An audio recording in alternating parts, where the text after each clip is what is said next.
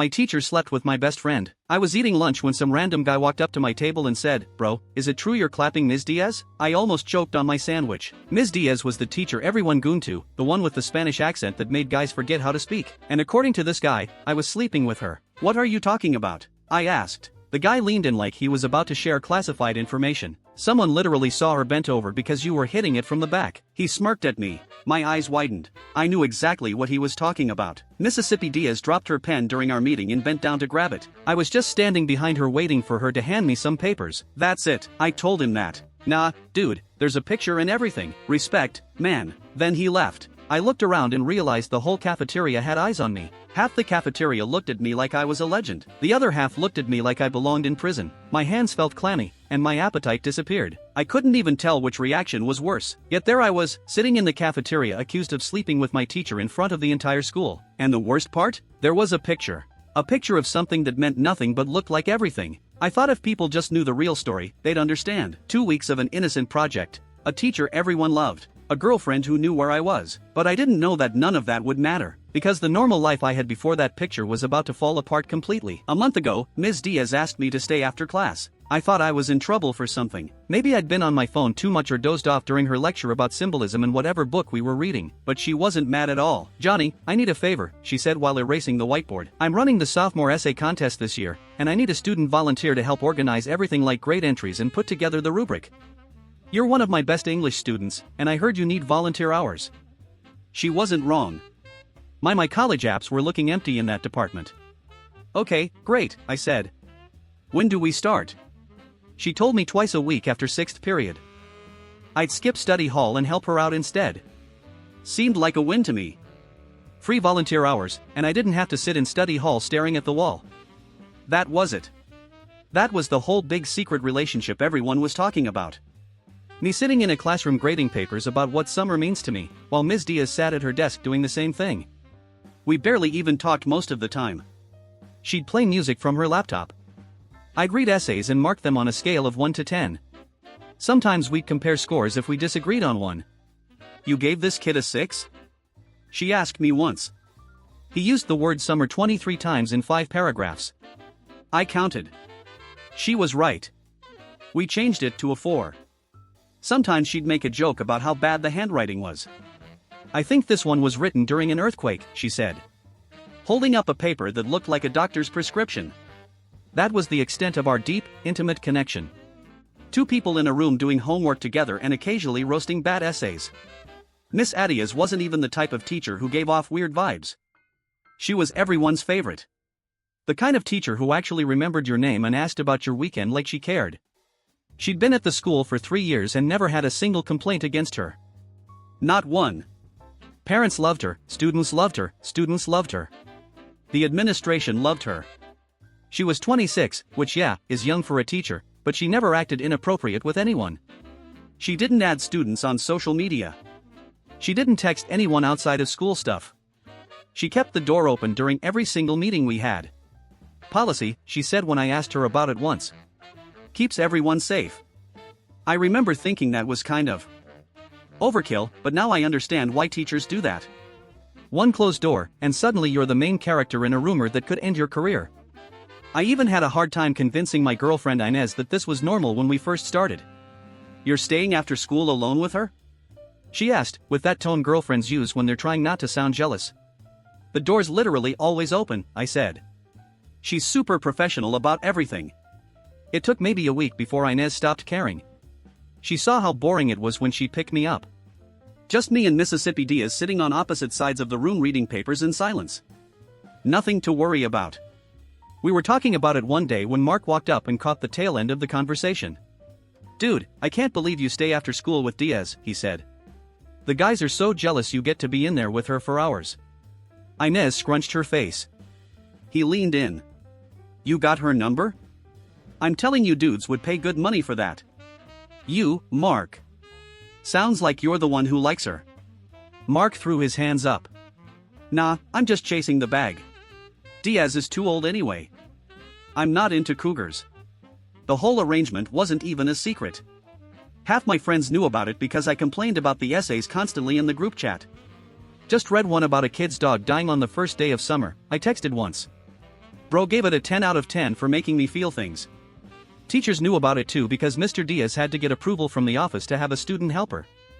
My mom knew about it because I told her I was staying after school twice a week and she asked why. Everyone who mattered knew exactly what I was doing and why I was doing it. There was nothing to hide because there was nothing happening. The day that picture happened was just like every other day. I walked into Ms. Diaz's classroom after 6th period. She was organizing papers on her desk and dropped her pen. She bent down to pick it up. I was standing behind her because I just walked in and was waiting for her to hand me the stack of essays I was supposed to grade. Someone walked by the door at that exact second. I didn't even notice. I didn't hear a camera click. I didn't see anyone standing there. I just grabbed my papers and sat down and started working like always. Mizzy Diaz put on her playlist and we sat there in silence for an hour, reading terrible essays about summer vacation. When I left, she said, "Same time tomorrow?" And I said, "Yeah, see you then?" And that was it. I went to meet Inez. We got food. "How were the essays?" she asked. "Painful," I said. One kid wrote about going to the beach but spelled beach wrong the entire time. She laughed. I went home. I did my homework. I went to sleep. I woke up the next morning thinking it was just another regular day. I had no idea that while I was sleeping, some picture was spreading through every group chat in the school. I had no idea that by lunch the next day my name would be attached to my teacher's name in a way that couldn't be undone. I had no idea that the normal life I just described was already over. I just didn't know it yet. I was still sitting in the cafeteria trying to figure out what to do when I saw Inez storming across the cafeteria. She had that walk. The one where her arms were swinging and her jaw was tight and you knew something bad was about to happen. People moved out of her way without her even asking. A few of them turned to watch where she was headed. When they saw it was my table, they pulled out their phones. Great. More footage for whatever group chat was already destroying my life. She stopped right in front of me and slammed her phone down so hard the whole table shook. "What the hell is this, Johnny?" It wasn't a question. I looked at the screen and saw the picture for the first time. Ms. Diaz bent over. Me standing behind her. The angle made it look like we were pressed together when in reality there was like 3 feet between us. But you couldn't tell that from the photo. "Inez, that's not what it looks like," I said. Only realizing after how untrue that sounded. "Really?" "Because it looks like exactly what everyone's been telling me all morning." Her voice was getting louder. People at nearby tables stopped pretending they weren't listening. "How long has this been going on, Johnny?" "Huh? The whole time we've been together? Before that? Nothing is going on. I swear to you, nothing happened." "Then explain this." She jabbed her finger at the screen. "Explain why my boyfriend is in a picture with his teacher looking like that." She ran her hand through her face. "My God, I'm such an idiot. It's always the ones they tell you not to worry about." I grabbed her phone to see if I could prove my innocence in any way and stop her spiraling. When I zoomed into the picture, I saw it. Look at the floor right there. You see that?" She squinted at the screen. Her jaw was still tight, but she was listening. "That was something." "What am I looking at?" "The pencil, right there by her foot." She dropped it and bent down to pick it up. I was standing behind her because I literally just walked through the door 2 seconds before this was taken. "The door is right there." I pointed to the edge of the frame where you could barely see the door frame. "Someone took this from the hallway through the open door. They caught 2 seconds of something completely innocent and made it look like something else." Inez stared at the picture for a long time. I could see her brain working through it. See her wanting to believe me but fighting against everything everyone had been putting in her head all morning. I knew what that felt like now. Having something that made sense fighting against something that looked bad. Truth versus a really good lie. "The angle," she finally said. "Yeah, the angle is insane. But Johnny, this looks so bad. Like really, really bad. I know it looks bad. But I'm telling you nothing happened. Nothing has ever happened. You've literally picked me up from those meetings before. You've seen how boring they are. You've watched me grade papers about To Kill a Mockingbird for 2 hours." She was quiet for another minute. Then she sat down next to me and put her head in her hands. The anger was draining out of her, but what replaced it was almost worse. She looked exhausted, defeated, like she'd been fighting all morning and didn't have anything left. "People have been texting me non-stop since first period," she said. Sending me the picture. Asking why I'm still with you. Asking if I knew this whole time. Calling me stupid for not seeing it. My own friends, Johnny. People I've known since middle school are telling me I'm an idiot for trusting you. My chest hurt hearing that. This wasn't just about me anymore. She was getting destroyed too. For something I didn't even do. I'm sorry, I said. This is insane. I swear to God I didn't do anything. I believe you, she said quietly. But we need to stop this. Like right now. Before it gets any worse than it already is. I nodded. Okay. How do we do that? I don't know. Maybe if we can find out who took the picture, we can make them tell the truth about what they actually saw. Or maybe Ms. Diaz can make a statement or something. Or maybe she didn't get to finish. The intercom crackled, and the secretary's voice echoed through the cafeteria. Loud, clear, and impossible to miss. Johnny Novak to the principal's office. Johnny Novak to the principal's office, please. The whole cafeteria went dead silent for about half a second. One of those silences where you can hear crickets chirping, where everybody stops breathing at the same time. Then the noise exploded. You're so cooked. You're still a legend, bro. We will remember you, fallen soldier. I stood up and my legs felt like they weren't attached to my body anymore, like I was watching myself from somewhere outside myself. Inez grabbed my hand and squeezed it hard. It's gonna be okay. She said, just tell them the truth. Show them the pencil. Explain everything. Her face didn't look like she believed any of that would work, but she was trying. I started walking toward the exit, and that's when it got so much worse. Guys I barely knew started reaching out to dap me up as I passed, hands coming at me from every direction. Respect, bro. You're literally him. Don't snitch, king, no matter what they offer you. Legendary behavior, honestly. Every hand that touched mine made me feel sick. I wasn't a legend. I didn't accomplish anything. But they were looking at me like I'd done something worth celebrating, and the disconnect between their faces and reality made me want to scream. One guy reached for my shoulder, and I shoved his hand away harder than I meant to. Don't touch me, I said, and something in my voice made him step back. I kept walking, but I wasn't letting anyone else put their hands on me. The next guy who reached out, I just stared at until he lowered his arm. A few guys I actually knew well wouldn't even look at me. They just stared at their food or their phones, pretending they didn't see me walk by. I still didn't know which reaction was worse, being celebrated for something I didn't do or being abandoned by people who knew me. I looked back at Inez one more time, and she was still sitting at the table watching me go. Her friends had already surrounded her, vultures. I could see their mouths moving, probably filling her head with more reasons to dump me. More evidence I was a liar. More proof that she was stupid for believing anything I said. She looked so small sitting there. So tired. I wanted to go back and protect her from them, but I couldn't. I had to go explain myself to the principal, while my girlfriend got torn apart by her own friends. I turned around and kept walking. The principal's office was small, and it felt even smaller with 3 people in it. Principal Franklin sat behind his desk, with his hands folded like a judge about to deliver a sentence. The walls were covered in framed photos of previous graduating classes and motivational posters that felt mocking now. Excellence begins with integrity. Great. Mr. Diaz was already there sitting in one of the chairs across from his desk. She looked terrible, worse than terrible. Her eyes were puffy and red. Her hands were shaking in her lap. She was wearing the same blazer she always wore, but it looked wrinkled now, like she'd been sitting in this chair for hours. She didn't look at me when I walked in.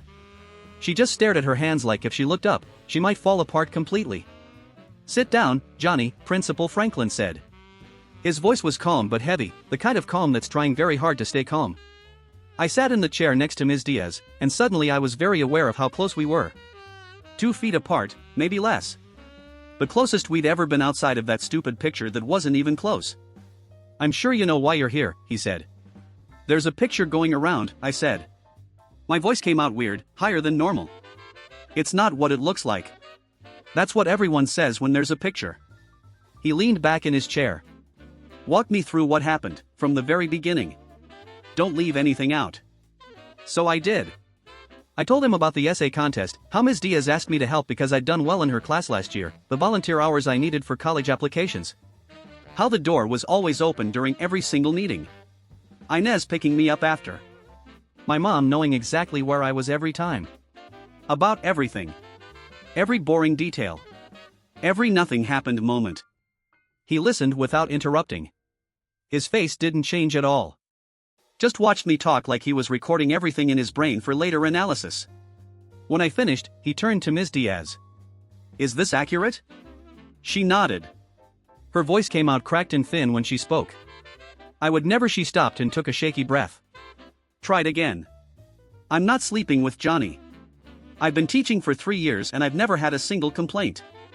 Not one. I keep my door open during every meeting with every student. I requested him as a volunteer through all the proper channels. All the proper forms. Everything was documented. Everything was completely professional." Something about the way she said it stuck in my brain, but I couldn't figure out why. The emphasis on certain words. The way she said Johnny specifically, like she was being very careful about what exactly she was denying. But I didn't have time to think about it because Principal Franklin was already talking again. "The picture," he said. "Explain the picture." "She dropped a pencil," I said. "It rolled under her desk. She bent down to pick it up. I was standing behind her because I'd literally just walked through the door like 2 seconds before that picture was taken. That's it. That's the whole story. 2 seconds. Someone in the hallway saw 2 seconds of something completely innocent and decided to take a picture and make it look like something else. Who took the picture? I have no idea. I didn't even know anyone was there. The door was open, but I wasn't looking at the door. I was looking at my phone, waiting for her to get the pencil." He turned to Ms. Diaz. "Did you see anyone in the hallway?" "No. The door was open like always, but I didn't notice anyone. I was focused on getting the pencil. It had rolled pretty far under the desk." Principal Franklin was quiet for a long time. He looked at the picture on his computer screen. Then at us. Then back at the picture. Then at us again. The silence stretched out until it felt like it was choking the air out of the room. "I don't know what to believe," he finally said. "The picture is damning. I won't lie to you. If you didn't know the context, it looks like exactly what people are saying it looks like. But your story is consistent. You both gave me the same details without any coordination. I'm going to need to investigate this further.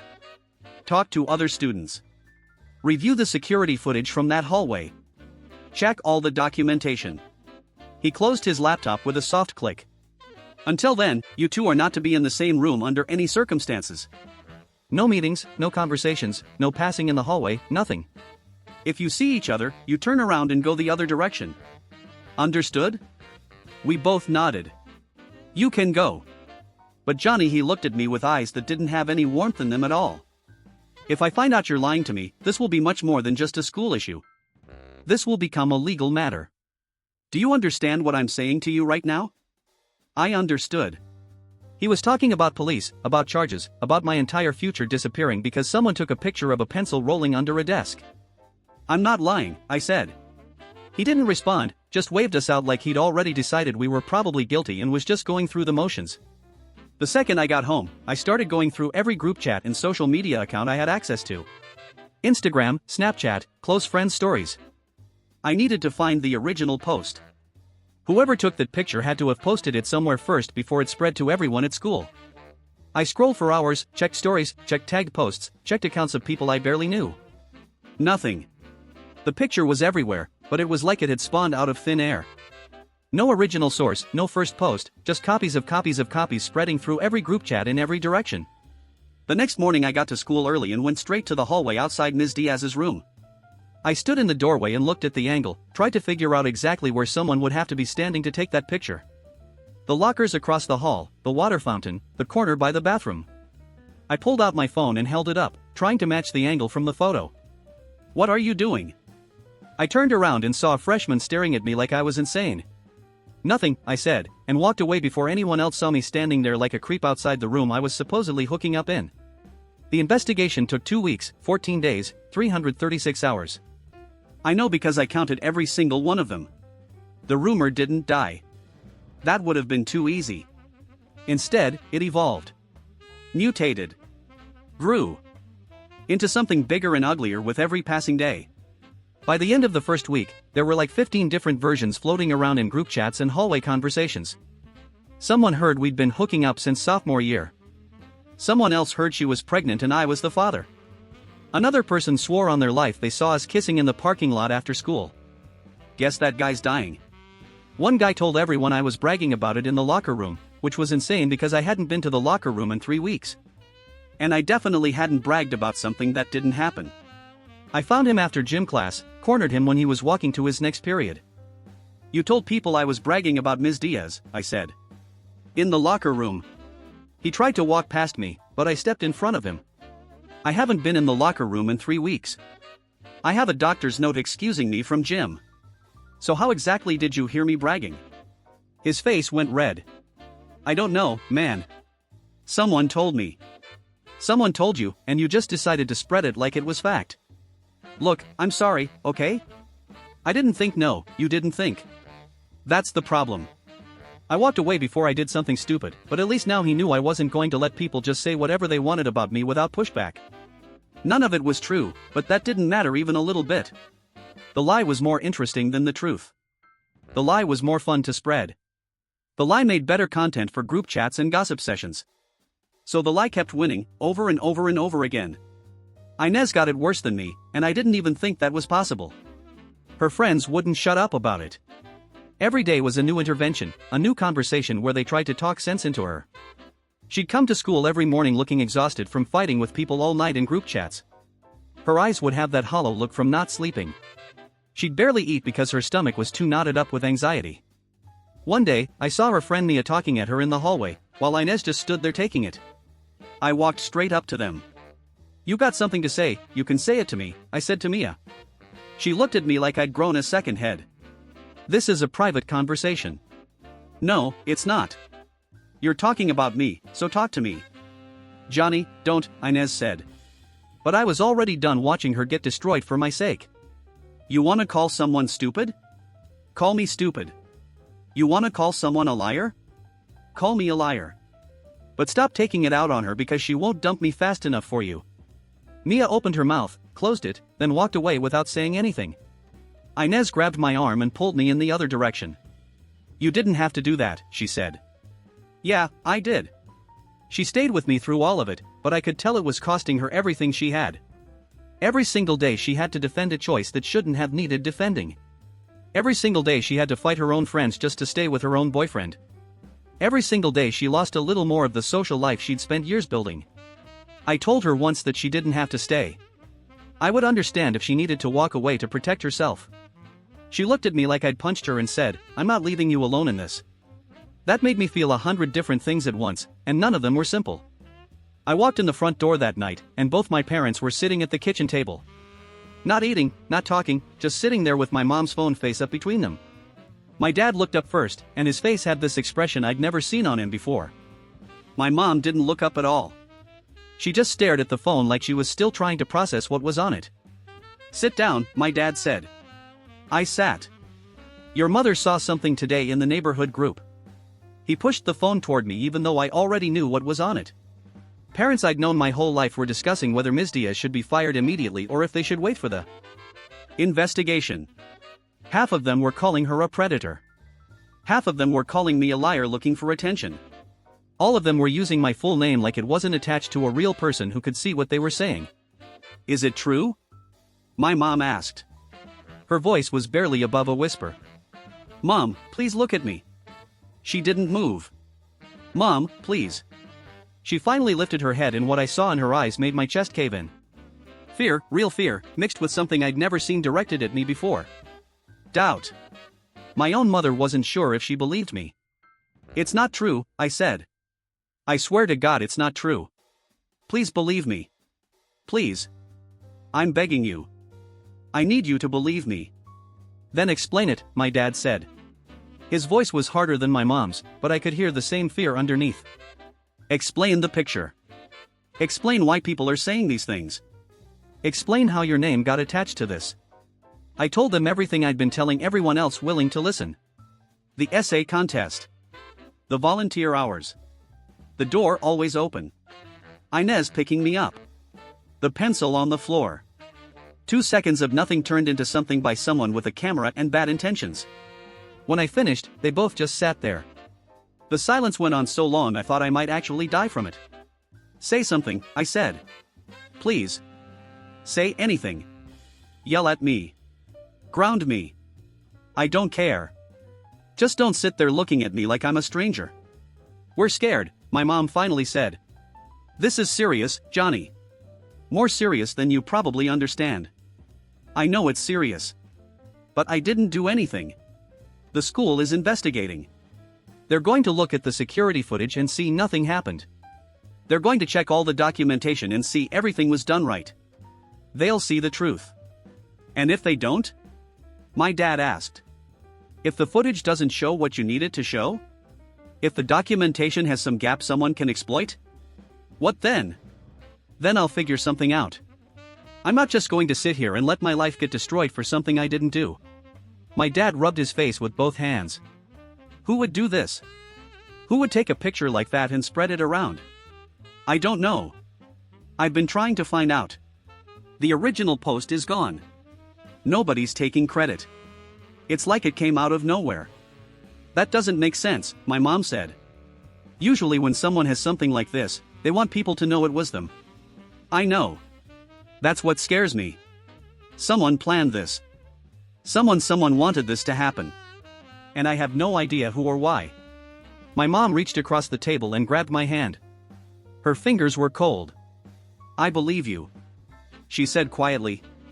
But this is going to follow you. Even if the investigation clears you. Even if everybody knows the truth. People are going to remember this. Colleges will hear about this. This is going to be part of your life now. I know. Do you? Do you really understand what that means? I understand that I didn't do anything wrong and I'm going to spend the rest of high school being treated like I did. Yeah, I understand. My dad stood up and walked around the table. For a second I thought he was going to yell at me or tell me I was grounded or something. Instead, he put his hand on my shoulder and squeezed. We'll figure it out, he said. As a family, whatever happens, we'll figure it out. I wanted to believe him. I really did. But the way my mom was still looking at that phone told me some things couldn't be figured out. Some things just left marks that never fully healed. Mark showed up that weekend carrying his controller and a family-size bag of chips like nothing was different. Like my name wasn't being dragged through the mud by half the school while the other half turned me into a meme. You trying to run some games or what? He asked when I opened the door. We sat in my room and played for hours. He didn't bring up the rumor once, didn't ask me if it was true, didn't make jokes about it. Didn't try to get details or ask what she was like or any of that disgusting stuff other guys had been asking me all week. Just played the game and talked. About random stuff like we always did. The new Call of Duty update. The chemistry test we both probably failed. This girl in his art class who he was pretty sure was into him but he couldn't tell for sure. Normal stuff. Boring stuff. The kind of stuff that felt like oxygen after 2 weeks of drowning. When I finally brought up the rumor myself, he just shrugged. Bro. I know you didn't do anything, he said. How do you know? Because you're not that smooth. I laughed for the first time in days, maybe weeks. It felt weird coming out of my chest, like my body had forgotten how to do it. Thanks, I think. I'm just saying. I've watched you fumble every girl you've ever talked to. You stuttered when you asked Inez out. You literally tripped walking up to her. No way you're pulling the hottest teacher in school. He was joking, but it actually made me feel better. It made me think that maybe not everyone in the world had lost their minds. I've been trying to figure out who took the picture, I said. Mark paused the game. Any luck? No. It's like it came out of nowhere. No original post. Nobody taking credit. Just suddenly, everywhere. That's weird, right? Usually when someone gets dirt on somebody, they want everyone to know it was them. Exactly. So either it's someone who had a reason to stay anonymous, or someone got them to take it down. You think someone planned this? I didn't answer because I didn't want to sound paranoid. But yeah. I was starting to think someone planned this. We played until like 2 in the morning. He crashed on my floor like he used to do freshman year before everything got complicated. For a few hours laying there in the dark, listening to him snore, I almost forgot my life was falling apart. Almost felt like a normal kid again. Almost. The investigation wrapped up 2 weeks and 3 days after that picture first appeared on someone's phone. When Principal Franklin called me back into his office, I thought I was going to pass out before I even got there. My legs felt like jelly. My hands were shaking so bad I had to shove them in my pocket so nobody would see. Mr. Diaz wasn't there this time. It was just me and him. He was sitting behind his desk with a folder in front of him and an expression I couldn't read. "We've completed our investigation," he said. "I'm going to tell you what we found, and then you're free to go." My heart was beating so loud I could hear it in my ears. "We looked at everything, and there's nothing going on between you and Ms. Diaz. The hallway footage shows exactly what you said happened. She dropped a pencil and bent down to grab it while you were standing a few feet behind her, looking at your phone. The whole thing lasted maybe 5 seconds. All the meetings were logged, all the doors were open, everything was done right. You didn't break any rules." I felt like I could actually breathe for the first time in weeks, as if someone had lifted a truck off my chest. I wanted to cry, but I didn't want to do that in front of him, so I just sat there trying to keep my face neutral while relief flooded through every part of my body. "No charges will be filed," he continued. "No disciplinary action will be taken against you or Ms. Diaz. The picture was misleading, and we've told students to stop sharing it, but we can't control what happens outside of school." He closed the folder. "That said, you and Ms. Diaz are going to stay separated for the rest of the semester. Different hallways, you're getting a new English teacher, no contact at all. This is for both of your protection, understood?" I nodded, because I didn't care about the restrictions or any of that. I just cared that it was over and someone had finally looked at the facts and seen the truth. I wasn't going to jail or getting expelled or having my entire future destroyed over a pencil on the floor. "You can go," he said. "And Johnny?" I stopped at the door and looked back at him. "I hope you understand how serious this was. How close you came to something that couldn't be undone. Be more careful about appearances going forward. About how things look. Because the next time something like this happens, there might not be security footage to save you." "I understand," I said. And I did. I really did. But here's the thing about being cleared by an investigation. The people who need to see the results don't care about the results. The people spreading rumors aren't checking in with the principal's office for updates. The lie had been running for almost 3 weeks, and nobody was going to send out a mass text saying actually we were wrong the whole time, sorry about that. I started correcting people. Every time someone made a joke or a comment, I shut it down. Investigation cleared me. Security footage proved nothing happened. Move on. Some people listened. Most didn't. But at least they knew I wasn't going to just take it anymore. Inez and I were okay. But things felt different in ways I didn't know how to fix. The trust was there. She believed me. She never stopped believing me. But the rumor had planted something in her brain that wasn't fully gone. She'd flinch sometimes when I mentioned staying after school for anything. She'd text me obsessively when we were apart. She'd ask where I was and who I was with in a voice that tried to sound casual but wasn't. I couldn't blame her. She'd spent 3 weeks defending me to everyone she knew, while half of them showed her new versions of the rumor every single day. That does something to a person. That leaves marks even when the truth comes out. For days after the investigation ended, I felt like I was getting myself back. I was actually starting to feel almost okay again. In those 4 days, I didn't hear any new rumors. I was sitting in my room doing homework, and for the first time in forever, my brain wasn't running through worst-case scenarios. Then my phone rang with a random area code I didn't recognize. I picked up out of sheer curiosity. "Hello?" It was silent, but not too silent. I could hear someone breathing on the line. "Who is this?" More silence. Then a voice that was distorted and low. Someone was clearly trying to disguise how they sounded. "She wasn't sleeping with you." The line went dead. I sat there staring at my phone trying to process what I just heard. 5 words, so much emphasis on the word you. She wasn't sleeping with you. Not, she wasn't sleeping with anyone. Not, nothing happened. She wasn't sleeping with you. Which meant she was sleeping with someone, just not me. Which meant the rumors were right about Ms. Diaz, just wrong about who. My hands started shaking again. Worse than they did in the cafeteria when the whole school was staring. Worse than they did in the principal's office when I thought my life was over. Because this was different. This wasn't random gossip. This wasn't someone making stuff up for attention. This was someone who knew something. They had information and wanted me to know that while everyone was investigating me, the real story was somewhere else entirely. I called back immediately. It rang once, then went straight to voicemail. I tried again but got blocked. Whoever called me from that unknown number wanted to deliver that message and disappear. They wanted to plant that bomb in my brain and walk away. I grabbed a notebook and started writing down everything I knew. She wasn't sleeping with you. My brain started racing through everything I thought I knew about this situation. If Ms. Diaz was actually sleeping with someone, it wasn't me.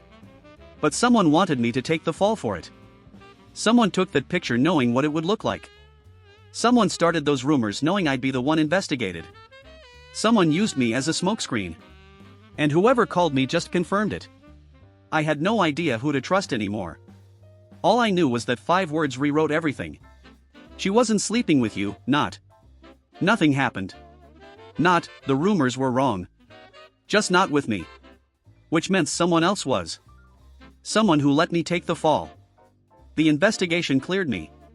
My girlfriend stayed. The only person who never doubted me was Mark. He showed up when everyone vanished. Stayed until 2 a.m. when I couldn't sleep. Told me I wasn't smooth enough to pull something like that. But that phone call wouldn't stop echoing. So I started looking for answers. What I found wasn't about some stranger. It was about the one person I trusted most. The next morning I walked into school with completely different eyes. Every face looked suspicious. Every conversation that stopped when I walked by felt like evidence. I wasn't the same kid who'd been blindly defending himself for 3 weeks. Now I was hunting. First period was useless. I couldn't focus on anything the teacher was saying, just sat there running through names in my head. Who had access to Ms. Diaz after school? Who would benefit from me taking the fall? Who had been acting weird during the investigation? The list kept getting longer instead of shorter. I'd accidentally gotten the guy on my left benched from the basketball team because I accidentally let it slip that he'd been copying my homework. He definitely had motive. The guy by the window had been trying to get with Inez for months before we started dating. She shut him down hard and he blamed me for it, even though I had nothing to do with her decision. He hadn't been able to look at me since this whole mess started. The more I thought about it, the more I realized I wasn't as invisible as I thought I was. I'd made small enemies over the years without even trying. Guys who lost things because I gained them. Guys who blamed me for problems I didn't cause. Any one of them could have seen an opportunity to destroy me and taken it. I was so deep in my head that I almost missed the bell for second period. I shoved my phone in my pocket and headed toward the bathroom because I needed to splash some water on my face and get my brain to calm down. The hallway was packed with students changing classes, and I weaved through them on autopilot. I pushed open the bathroom door, and that's when I saw Mark. He was standing at the sink with his back to me. His shirt was untucked on one side, which was weird, and he was running water over his hands and scrubbing at something on his neck. He didn't hear me come in over the sound of the faucet, but I could hear him muttering, "Why won't it come off?" "Yo," I said. Mark jumped so hard he almost hit his head on the mirror. He spun around and his face went through about 6 different expressions in 2 seconds. Surprise, panic, something that looked almost like guilt. Then he forced a smile that didn't reach his eyes. "Dude, you scared me," he said. His voice was too loud and too casual to not seem suspicious. But why would he be acting weird? "What's up?" I noticed hair was messier than usual. His shirt wasn't just untucked. It was wrinkled like someone had been grabbing fistfuls of it. And there on his collar, right where it met his neck, was a smear of purple. Lipstick. Dark purple lipstick that he'd clearly been trying to wash off before I walked in. "What's that?" I pointed at his collar. Mark's hand flew up to cover the spot, even though we both knew I'd already seen it. "Nothing. Just some marker or something. Art class." "We don't have art class until 5th period. I had it early." "Special project." "Since when do you do special projects? Since when do you interrogate me about my schedule?" His voice got sharper, defensive. "What's with the 3rd degree, man?" I stepped closer. "Take your hand off your collar." "What?" "No. Why are you being weird right now?" "Because that's not marker. That's lipstick. And you were scrubbing at it when I walked in like you were trying to hide something." Mark's jaw tightened. For a second, he looked like the guy I'd known since freshman year. The guy who showed up with chips when my life was falling apart. The guy who said I wasn't smooth enough to pull anything with Mizzy Diaz. Then that look disappeared and something else took its place. Something guarded.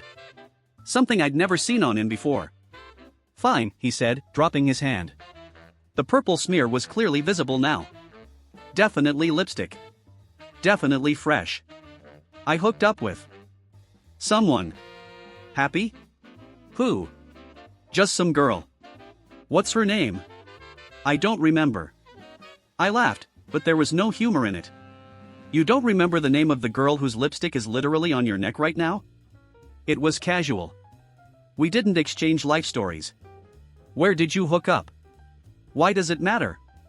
Because you're acting sketchy as hell right now, and I want to know why. Mark's face hardened. You know what? I don't have to explain myself to you. I'm not the one who just spent 3 weeks being investigated for sleeping with a teacher. Maybe worry about your own reputation before you start questioning mine. The words hit like a slap. Mark had never thrown the investigation in my face, not once. He'd been the one person who never made me feel guilty or suspicious about it. And now he was using it as a weapon to shut me up. Wow, I said quietly. That's how it is? I could see the instant regret in his eyes, or maybe it was the annoyance at being caught. Look, I didn't mean it like that. I'm just saying you're acting paranoid. You're seeing conspiracies everywhere. Some girl kissed me in the hallway and now you're treating me like a suspect. Maybe take a breath. Maybe tell me who she is and I will. I told you I don't remember. And I told you I don't believe you. We stared at each other. The bathroom was completely silent except for the drip of the faucet Mark had left running. This was my best friend. The guy who'd been there for me through everything. And right now, he was looking at me like I was a stranger he wanted to get away from. I gotta get to class, Mark said finally. He pushed past me toward the door. See you at lunch or whatever. He was gone before I could say anything else. I stood there staring at the empty doorway trying to process what just happened. Mark had been weird before, distracted sometimes, secretive about girls he was talking to. But he'd never flat out refused to tell me something. He'd never looked at me like I was a threat. And he'd definitely never thrown my investigation in my face to win an argument. Something was wrong. Something was very wrong. I just couldn't figure out what. The rest of the morning crawled by. I kept replaying the bathroom conversation in my head, the purple lipstick, the panic on his face, the way he'd gotten defensive so fast. None of it made sense. Mark was the type to brag about the girls he slept with. He never shuts up about them. So who was he protecting? And why? After lunch, I had a free period. Normally, I'd go to the library or find somewhere quiet to do homework. But I couldn't focus on anything. I just kept seeing that purple smear on Mark's collar. Kept hearing him say, I don't remember, like I was supposed to believe that. I wandered the halls without any real destination, just trying to make my brain stop spinning. That's when I saw her. Ms. Diaz was sitting alone on a bench, staring at nothing with her phone hanging limp in her hand. She looked terrible, worse than she'd looked in the principal's office. Her hair was pulled back in a messy bun instead of the neat style she usually wore. Her blazer was missing entirely. She was wearing a simple blouse that looked wrinkled like she'd slept in it. And her face was pale with dark circles under her eyes that makeup couldn't hide. She looked like someone who was going through something bad, something she couldn't tell anyone about. I knew I wasn't supposed to talk to her. Principal Franklin had been very clear about that. Different hallways, no contact, turn around and go the other direction. But this wasn't about the investigation anymore. This was about a person who looked like they were falling apart, and nobody else seemed to notice or care. I couldn't just walk away from that. I approached slowly, so I wouldn't startle her. Ms. Diaz? She jumped anyway. Her head snapped up, and when she saw me, her entire body went rigid. Her face went white, actually white, like all the blood had drained out of it at once. She squeezed her hand so hard I could see her knuckles straining. Johnny.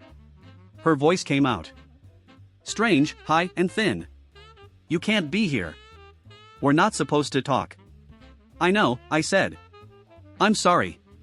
I just wanted to check on you. You look like you're going through something and I felt bad about everything that happened and I wanted to make sure you were okay. I'm fine. The words came out too fast. Ray Hurst. I'm completely fine. You need to go. Right now. Before someone sees us. She tried to walk past me, but I stepped to the side to block her path. Not aggressively. Just enough to make her stop. Mr. Diaz, wait. I know something else is going on. I got a phone call last night. Someone told me that the rumors weren't completely wrong. They were just wrong about who. Her face did something complicated. Fear and confusion and something else I couldn't read. I don't know what you're talking about. Someone called me from a blocked number. They said you were sleeping with someone, just not me. That's insane. I'm not sleeping with anyone. The investigation cleared both of us. This is over, Johnny. Let it be over. But it wasn't over. I could see it in her eyes, the way she wouldn't quite look at me, the way her hands were shaking slightly. She was hiding something huge. And that's when I noticed her lips. She was wearing lipstick, dark purple lipstick that stood out against her pale face. The exact same shade of purple that had been smeared on Mark's collar hours ago. My brain stopped working. It just completely shut down. I stared at her lips and tried to convince myself I was wrong. That purple was a common color. That lots of women wore that shade. That this was just a coincidence, and I was being paranoid like Mark said. But I wasn't wrong. I knew I wasn't wrong. The purple on Mark's collar. The purple on her lips. The way he'd panicked when I caught him. The way she was panicking right now. No. No, no, no, no, no. Johnny? Ms. Diaz's voice sounded far away. Johnny, what's wrong? You look like you've seen a ghost. I couldn't speak or move or do anything except stand there with my brain screaming at me to reject what I was seeing. This wasn't possible. This couldn't be real. Mark was my best friend. He'd been there for me through the entire investigation. He'd played video games with me until 2 a.m. He'd told me I wasn't smooth enough to pull something like this. And the whole time he was the one pulling it? The whole time he was letting me take the fall for something he was actually doing? I have to go, I heard myself say. The words came out flat and strange. You're right. I shouldn't be talking to you. Sorry for bothering you. I turned and walked away before she could respond. My legs moved on autopilot, carrying me down the hallway and around the corner and through the doors to the courtyard. I found a bench and sat down hard and put my head in my hands and tried to breathe. It couldn't be true. It couldn't be. Mark was the only person who'd believed me from the beginning. He'd been my rock, my support system. The one friend who never doubted me for a second. But that was exactly what made it perfect, wasn't it? If everyone was looking at me, then nobody was looking at him. I was the distraction. The red herring. The idiot who stood behind Mizzy Diaz at exactly the wrong moment and gave everyone someone to blame. I pulled out my phone and texted Inez. I need to talk to you. Now. It's important. She responded in less than a minute. Where are you? Courtyard. By the fountain. She was there in 5 minutes. She took one look at my face and sat down next to me without asking what was wrong. Just waited for me to be ready to tell her. I think I know who's sleeping with Ms. Diaz, I said. My voice sounded like it belonged to someone else. And you're not going to believe me. Try me. I told her everything. Inez was quiet for a long time after I finished. Her face went through a bunch of different expressions. Confusion, disbelief, horror. Then something that looked almost like anger. Mark? She finally said. You think Mark is sleeping with Ms. Diaz? I know how it sounds. It sounds insane. Mark has been your best friend. Since freshman year. He's been the only person besides me who stood by you through all of this. Why would he let you take the fall for something he was doing? I don't know. Maybe he panicked. Maybe he didn't know the picture would blow up the way it did. Maybe he thought the investigation would clear me and nobody would look any further. But the picture was of you, not him. How does that even work? Maybe he didn't take it. Maybe someone else took the picture and he just got lucky that it was me in the frame instead of him. Or maybe someone else is helping him. I don't know, Inez. I don't know how any of this works. All I know is that my best friend had purple lipstick on his collar this morning, and my teacher is wearing the exact same shade, and both of them acted guilty as hell when I tried to ask questions. Inez stared at me.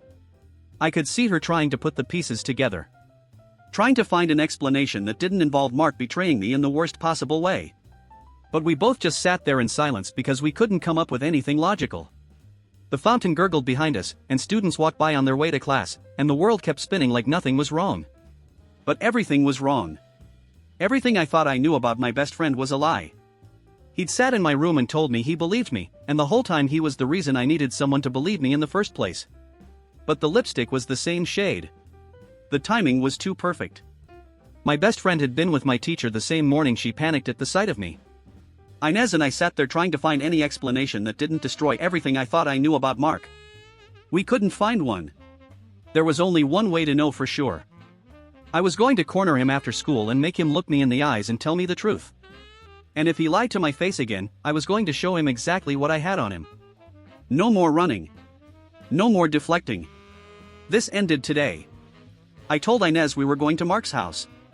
She didn't ask questions. She just grabbed her keys and drove. The whole ride over, neither of us said anything. There was nothing to say. We both knew what we were about to do, and we both knew there was no going back once we did it. Mark's car was in the driveway when we pulled up. His parents worked late, so I knew he'd be alone. I'd been to this house 100 times, watched movies in his basement, played video games in his room until 3 in the morning. Eaten dinner with his family on nights when my parents were working. This place used to feel like a second home. Now it felt like enemy territory. I didn't knock. I just walked in through the side door that was always unlocked. Inez followed close behind me. We found Mark in the kitchen making a sandwich. He looked up when he heard footsteps, and the bread fell out of his hands when he saw our faces. "Johnny." His voice came out strangled. "What are you doing here? We need to talk." "There's nothing to talk about." He chuckled nervously. He looked at Inez. Then back at me. Then at the door behind us. I could see him calculating whether he could get past us. He wanted to run because he needed an escape from what was coming. There wasn't. "Living room," I said. "Now." Mark clenched his jaw, but he walked past us into the living room. He sat on the edge of the couch with his hands pressed between his knees. Inez and I stood in front of him blocking any easy exit. "So what's this about?" Mark asked. He was still trying to sound casual, but his voice cracked on the last word. "You know what it's about." "I really don't, man. You've been acting weird all day. First the bathroom thing and now you're barging into my house. What's going on with you?" "The purple lipstick. That's what's going on with me." Mark knew exactly what I was talking about. His face showed it to me, but he tried to hide it. "I already told you. Some girl kissed me. I don't know her name." "Why are you still hung up on that?" "Because I saw Mizzy Diaz today." I watched his face carefully as I said it. Watched the color drain out of his cheeks and his hands shake in between his knees. She was sitting alone looking like her whole world was falling apart. And she was wearing lipstick. Dark purple lipstick. The exact same shade that was on your collar this morning. That's a coincidence. Purple is a common color. You're lying. My voice was getting louder. You've been lying to my face for months. I know it's you. I know you're the one sleeping with her. Johnny, that's crazy. You're being paranoid. Am I? Then why'd you freak out in the bathroom? Why couldn't you remember her name? Why'd you throw the investigation in my face just to shut me up? Because you were interrogating me like a cop. Because you were acting guilty. I wasn't acting guilty, I was stressed. You were scared because I was getting close to the truth. Mark shot up from the couch. You don't know what you're talking about. Then tell me I'm wrong. I was screaming now. Look me in the eyes and tell me you haven't been sleeping with Ms. Diaz. He opened his mouth. Nothing came out. His hands were shaking at his sides. His left eye twitched. I watched him try to form words, but his throat wouldn't cooperate. That's what I thought. Johnny, please. His voice cracked. Please just let this go. Let it go? Let it go? I grabbed his shirt and shoved him back onto the couch. He hit the cushions hard. I spent 3 weeks being called a predator because of you. My parents looked at me like I was a monster. Inez lost half her friends defending me, and you want me to let it go? I didn't mean for any of that to happen. But you let them happen. You let everyone think it was me. You sat in my room and played video games and told me you believed me, and of course you believed me. You knew exactly who she was actually sleeping with because it was you. I was scared, okay? Mark was crying now, tears running down his face, snot dripping from his nose, his whole body shaking like he was cold. I was so scared, Johnny. Every day I thought they were going to figure it out. Every day I thought someone was going to connect the dots. So you let them connect them to me instead. You were going to get cleared. I knew you would. You had alibis and proof and Inez backing you up. There was nothing to find because you didn't do anything. That doesn't make it okay. I know it doesn't. He was sobbing. His face was red and blotchy. But I love her, Johnny. I actually love her. And I couldn't let them destroy her. She's our teacher, Mark. She's 26 years old. I don't care how old she is. What we have is real. My God, you actually believe that? You actually think this is some love story? It is a love story. You don't understand what it's like when someone actually sees you, when someone makes you feel like you matter. I made you feel like you mattered, I screamed. I was your best friend for 3 years, and you threw me under the bus for some teacher who's going to prison when this comes out. She's not going to prison because no one is going to find out. Wrong. I grabbed his shirt again. You're going to tell them. Tomorrow morning. You're going to the principal, and you're telling them the truth. Mark shook his head. No. No way. I'm not doing that. You don't have a choice. I'm not destroying her life just because you want revenge. This isn't revenge. This is you fixing what you broke. Nothing's broken. You got cleared. Your name is clean. My name is not clean. People still whisper about me. Colleges are going to hear about this. My parents still look at me weird. Nothing is clean, Mark. You just told yourself it was so you could sleep at night. It's just that part of me hoped that if they were focused on you, they wouldn't look anywhere else.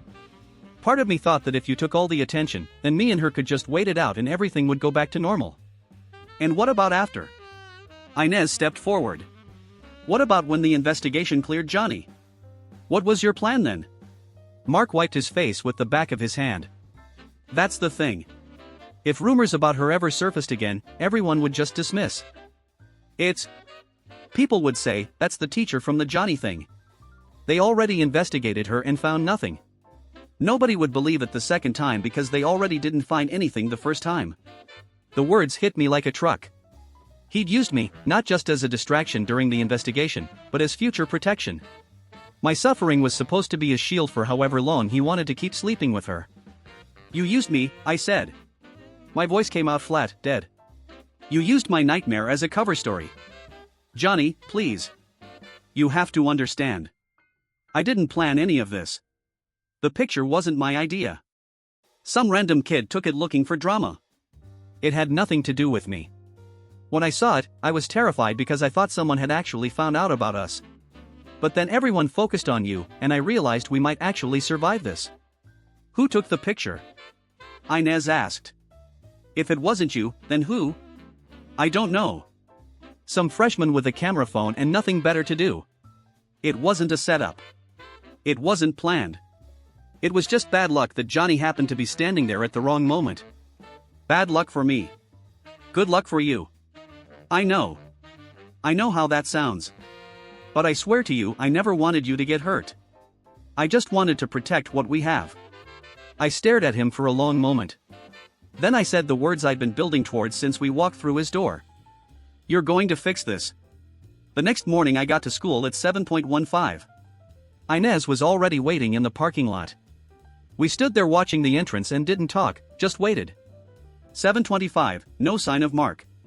7:28, still nothing.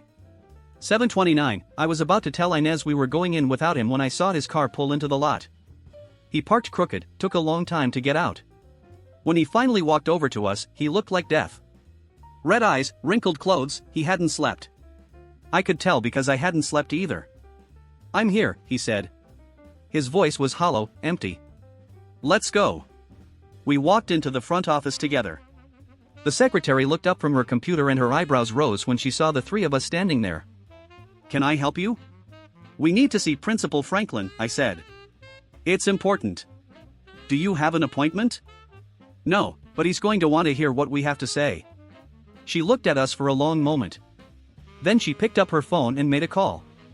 5 minutes later, we were sitting in Principal Franklin's office. Mark in one chair, me and Inez in two chairs they'd pulled from the waiting area. Principal Franklin sat behind his desk with his hands folded in front of him. He didn't look friendly anymore. Didn't look like the guy who gave speeches at assemblies and high-fived kids in the hallway. He looked tired, serious, like he knew something bad was coming. "What's this about?" he asked. Nobody said anything. I looked at Mark. He was staring at his hands in his lap.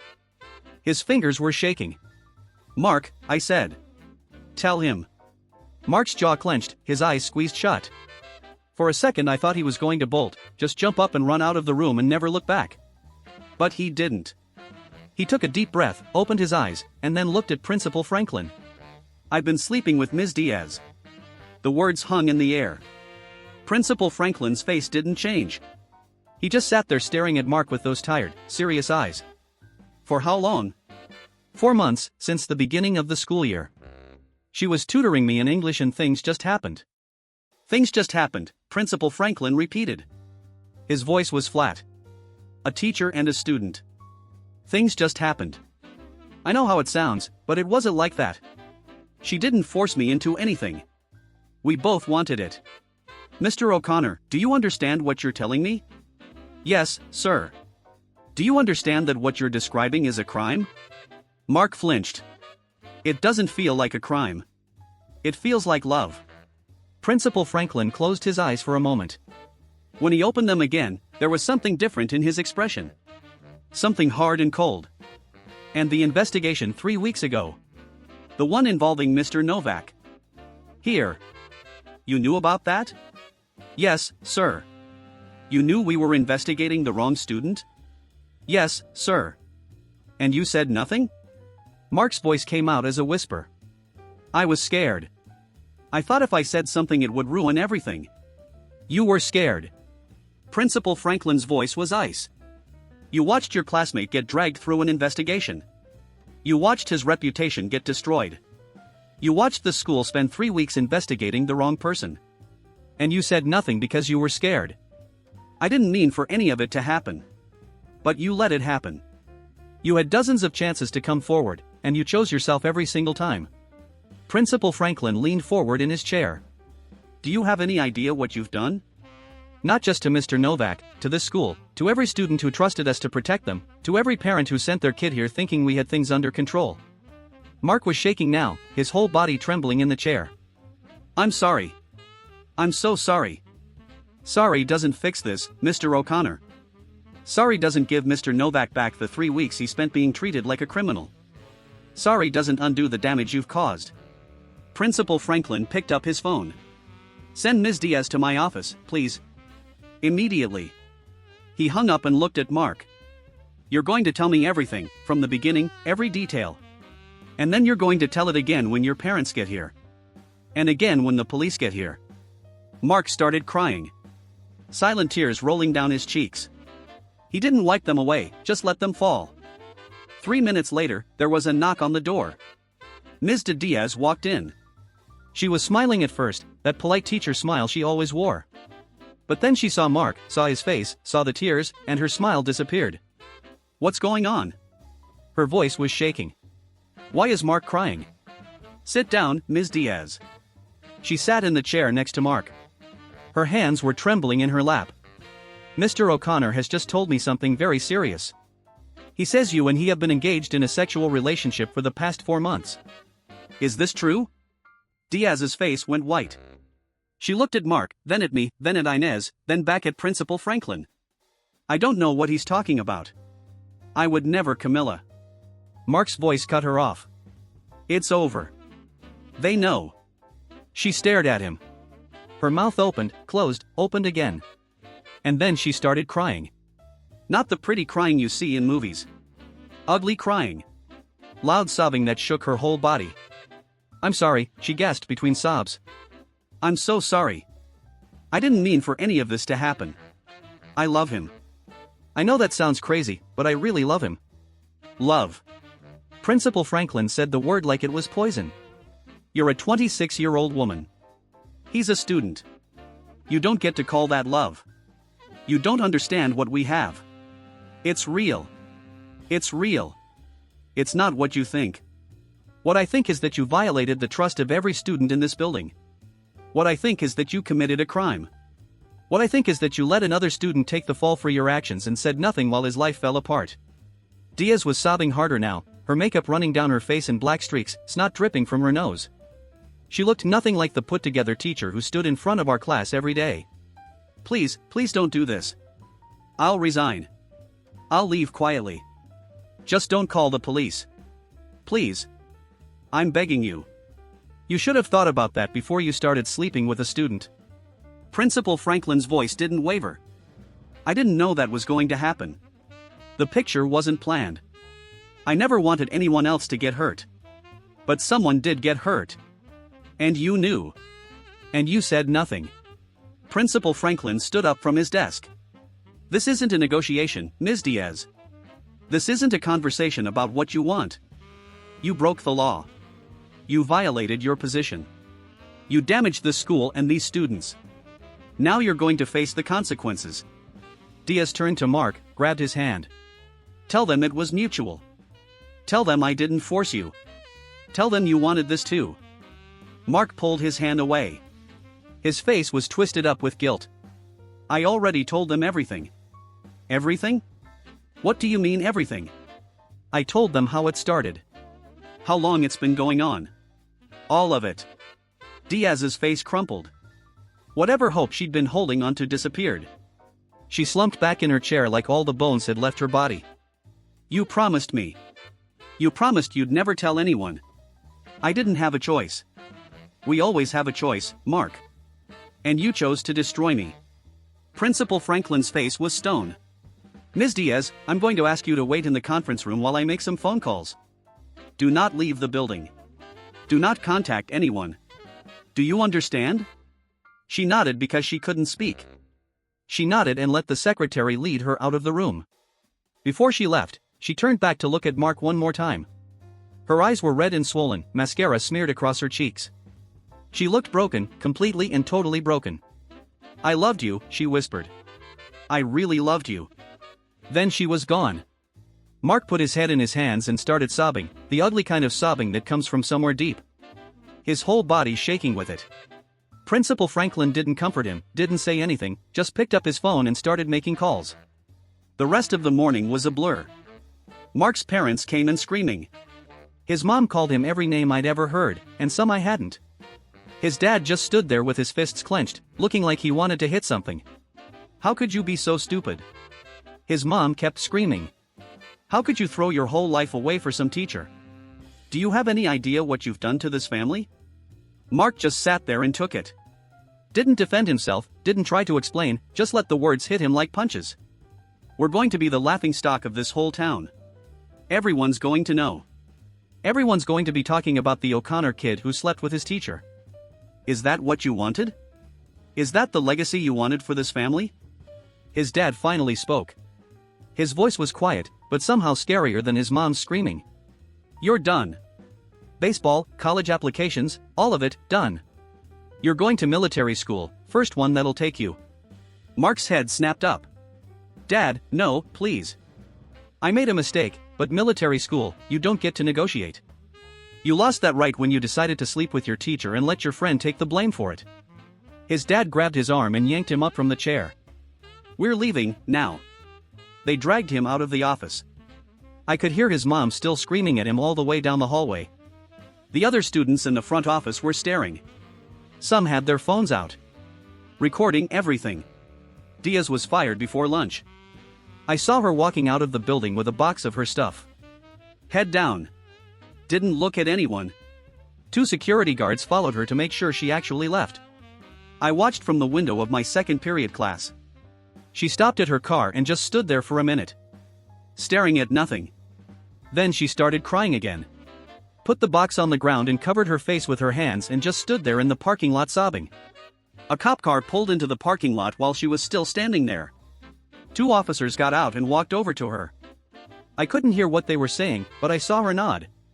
Then they put handcuffs on her wrists and put her in the back of the car and drove away. Someone behind me whispered, "Holy crap," and I realized half the class was watching through the window with me. Mrs. Powers tried to get everyone back to their seats, but nobody was listening. We all just stood there watching the cop car disappear around the corner. Mark got suspended. Not just suspended, expelled pending a formal review. His locker was cleaned out by noon. His name was removed from the baseball roster. Everything that said Mark O'Connor had ever been a student at this school was erased like he never existed. There was talk of counseling, talk of switching schools, talk of legal stuff I didn't understand. His parents took him home around noon and I never saw him come back. I heard later that they pulled him out of school completely and enrolled him in some online program so he could finish his credits from home. His dad was serious about military school. It hurt thinking about Mark and all those years we spent together. All the memories, video games until 3 in the morning, inside jokes nobody else understood, gone, all of it. I never even found out who took the picture of me and Ms. Diaz or who made the call that led to this, but all of that seems so small now. 3 weeks of lies had erased 3 years of friendship. Transcribed by https://www.uniscribe.co